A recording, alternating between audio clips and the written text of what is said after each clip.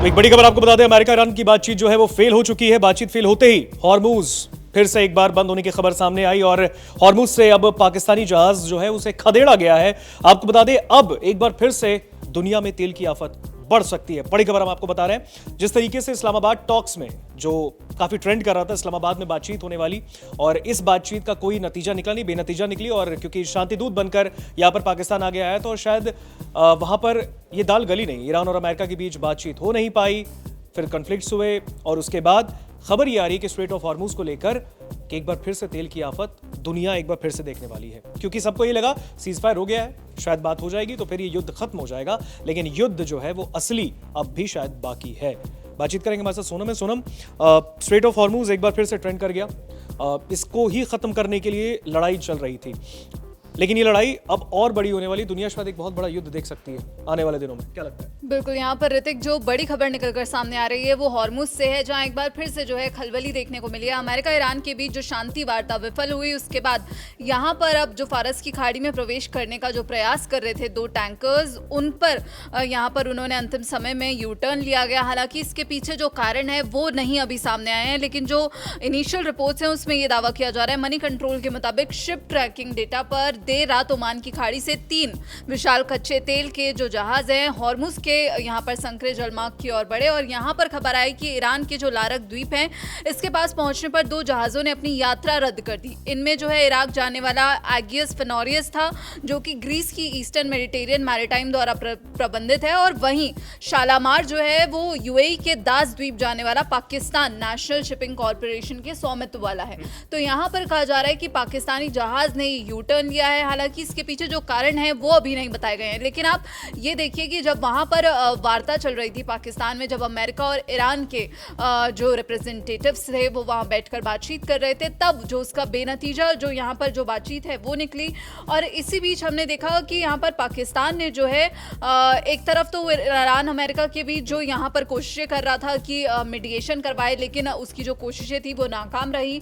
वहीं दूसरी ओर अपने जहाज़ों को वो भाड़े पर सऊदी अरब भेज दिया उसने। अब कर्ज के जो जाल में फंसे पाकिस्तान ने सऊदी अरब को $5 अरब का कर्जा लिया है उसने, और इसके बदले फटाफट उसने जो है advance fighter jet JF-17 Thunderbolt को सऊदी में उतार दिया। और ईरान को वार्ता खत्म होने के साथ ही जैसे ही पता चला कि यहाँ पर जो उसके साथ धोखा हुआ है, उसने पाकिस्तान को बिना बोले ही ये जवाब दे दिया। ऐसा जो एक्सपर्ट्स हैं वो लगातार कह रहे हैं। तो यहाँ पर जो पाकिस्तान को अब ईरान की तरफ से ये जवाब दिया गया, हॉर्मुज से जो उसके जो टैंकर्स हैं उसको वापस भेजा गया है। जो यू टर्न यहाँ पर टैंकर्स ने लिया है, इसके पीछे कहा जा रहा है कि कहीं ना कहीं यही वजह है। हालांकि इराक और पाकिस्तान दोनों को पहले ही हम बता दें कि हॉर्मुज से गुजरने के लिए ईरान से मंजूरी मिल चुकी थी, लेकिन अचानक वापस मुड़ने का अब कोई स्पष्ट कारण सामने नहीं आया है। तो एक्सपर्ट्स लगातार यही कह रहे हैं कि वहां पर जो बातचीत चल रही थी वो बेनतीजा निकली, और पहले मंजूरी दी गई थी हालांकि ईरान की तरफ से, लेकिन अचानक से यू टर्न लिया गया। और ठीक उसी समय ये यू टर्न लिया गया जब इस्लामाबाद में वार्ताकारों ने ये घोषणा की कि अमेरिका और ईरान के बीच जो शांति समझौता है वो विफल हो गया। तो यहाँ टाइमिंग को लेकर एक बहुत बड़ा जो प्रश्न है वो बना हुआ है।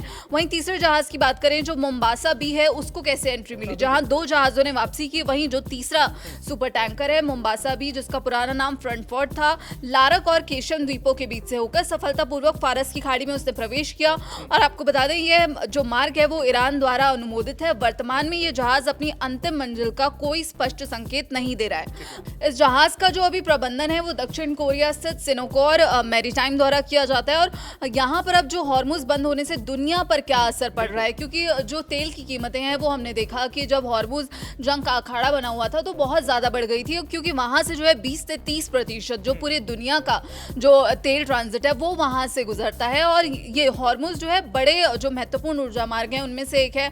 और अमेरिका इजराइल द्वारा जब हमले किए गए थे उसके बाद से ईरान ने बोला कि हम चेतावनी देते हैं कि यहाँ से अमेरिका और इजराइल यानी कि दुश्मन देशों के जो जहाज हैं उनको एंट्री नहीं मिलेगी, और अगर वो यहाँ पर बिना अनुमति के प्रवेश करने की कोशिश करते हैं, पास करने की कोशिश करते हैं, तो फिर उन्हें उड़ा दिया जाएगा, उनके जहाजों को उड़ा दिया जाएगा। जहाँ एक तरफ हॉर्मुज में इन टैंकरों ने यू टर्न लिया है, वहीं पश्चिम एशिया में बढ़ते तनाव के बीच अमेरिका ने हॉर्मुज में सुरक्षा बढ़ाने के लिए भी एक बड़ा कदम उठाया। आपको बता दें यहाँ अमेरिकी सेना ने इस अहम समुद्री रास्ते में जो बारूदी सुरंगें बिछी हैं उनको हटाने की तैयारी शुरू कर दी है। इसके लिए युद्धपोत, ड्रोन्स और हेलीकॉप्टर्स तैनात किए गए हैं।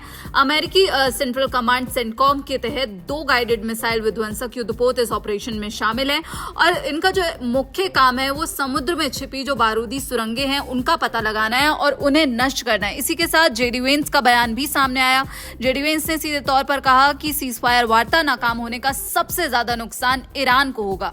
वेंस के मुताबिक अमेरिका ने अपने आखिरी और सबसे अच्छे प्रस्ताव को रखा था। अमेरिका ने बातचीत में काफी नरमी दिखाई थी, लेकिन ईरान ने इसे मानने से इनकार कर दिया। तो ये एक तरह से सीजफायर वार्ता नाकाम रहने से सबसे ज्यादा नुकसान ईरान को ही होगा। तो अब यहाँ पर ये सवाल उठ रहा है कि आखिर जापान को जो है अपना इमरजेंसी तेल भंडार क्यों इस्तेमाल करना पड़ा। तो हॉर्मुज के बंद होने से जो गंभीर आपूर्ति संकट, जो सप्लाई क्रंच है, उससे निपटने के लिए दुनिया भर के कई देश जो है बड़े कदम उठा रहे हैं। जापान ने 26 मार्च से अपने राष्ट्रीय भंडार से 8.5 मिलियन किलोलीटर लगभग 1 महीने की खपत के बराबर कच्चा तेल जारी करना शुरू कर दिया। और वहीं शुक्रवार जो 27 मार्च 2026 को एनियस एरो तेल टैंकर को यहाँ पर किताक्यूशु के शिरीरिमा national petroleum stockpiling base के अपने सी बर्ड पर देखा गया था, जो आपातकालीन भंडार के इस्तेमाल को दर्शाता है। अब ये सवाल उठ रहा है कि क्या जो जहाजों का लौटना है, जो यू टर्न लगातार देखा जा रहा है, कई जहाजों को कहीं और डाइवर्ट कर दिया जा रहा है, तो क्या ये जारी रहेगा? क्योंकि हमने देखा हाल के हफ्तों में कई ऐसी खबरें निकलकर सामने आई। अब यहाँ पर कहा जा रहा है कि पिछले महीने के अंत में 2 जो चीनी टैंकर्स हैं उन जहाज़ों ने भी यू टर्न लिया था। हालांकि बाद में वो सफलतापूर्वक बाहर निकलने में कामयाब रहे और यहाँ पर पिछले सप्ताह एक एलएनजी वाहक भी वापस लौट गया था। तो अब ये सामने आ रहा है कि क्या यहाँ पर अब अमेरिका और ईरान के बीच जो बातचीत यहाँ पर सफल नहीं हुई है, इसके बाद हॉर्मुज में आखिर क्या होने वाला है। क्योंकि अमेरिकी राष्ट्रपति डोनाल्ड ट्रंप ने हॉर्मुज को लेकर एक पोस्ट भी किया है और यहाँ पर लेख शेयर किया गया जिसमें ईरान के खिलाफ सख्त कदम की बात कही गई है। इस लेख में सुझाव दिया गया है कि अगर ईरान अमेरिकी शर्तें नहीं मानता तो अमेरिका उस पर समुद्री नाकेबंदी लगा सकता है। इस लेख के मुताबिक इस तरह की नाकेबंदी से जो है ईरान की अर्थव्यवस्था पर दबाव पड़ेगा और इससे भारत जैसे देशों पर भी असर पड़ेगा जो ईरान के तेल पर निर्भर है, या फिर हम कहें कि जो इसी रास्ते से जो है भारत का जो तेल आयात है या फिर एलपीजी है वो यहाँ पर आता है। तो इसमें कहा जा रहा है कि ट्रंप पहले भी वेनेजुएला के खिलाफ इसी तरह की रणनीति अपना चुके हैं। जो समुद्री नाकेबंदी की बात हो रही है जिससे वहां की अर्थव्यवस्था बुरी तरह प्रभावित हुई थी और अब ये देखना होगा कि आखिर ट्रंप ने अब जो ये पोस्ट किया है ये किस और इशारा करता है, क्योंकि राष्ट्रपति डोनाल्ड ट्रंप वार्ता फेल होने के बाद अभी चुप्पी साधे हुए हैं।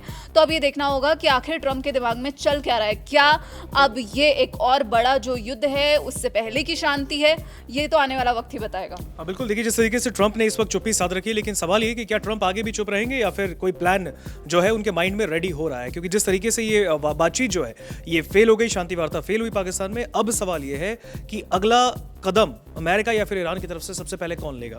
स्ट्रेट ऑफ हॉर्मुज फिलहाल एक बार फिर से जो लगातार 40 दिन से जो एक मुश्किल देख रहा है, पूरी दुनिया उसकी वजह से झेल रही है, अब एक बार फिर इसके कंटिन्यू होने की बात सामने आ रही है। आपको क्या लगता है इस पूरी खबर को लेकर, आपका क्या कहना है? कमेंट सेक्शन में हमें बताइए।